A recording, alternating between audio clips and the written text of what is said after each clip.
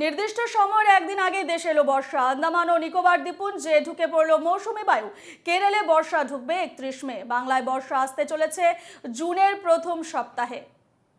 নির্দিষ্ট সময়ের একদিন আগে দেশে এলো বর্ষা। আন্দামান ও নিকোবর দ্বীপপুঞ্জে ঢুকে পড়লো মৌসুমী বায়ু এবং কেরলে বর্ষা ঢুকবে 31 মে। বাংলায় বর্ষা আসতে চলেছে জুনের প্রথম সপ্তাহে।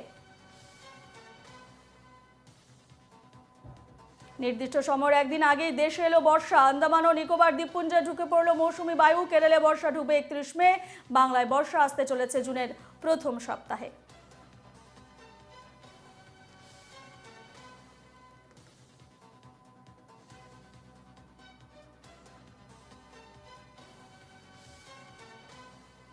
যেমনটা আপনাদের জানাচ্ছি যে নির্দিষ্ট সময়ের একদিন আগেই দেশে বর্ষা চলে এসেছে এবং আন্দামান এবং নিকোবর দ্বীপপুঞ্জে ঢুকে পড়েছে মৌসুমী বায়ু এবং কেরলে বর্ষা ঢুকবে 31 মে।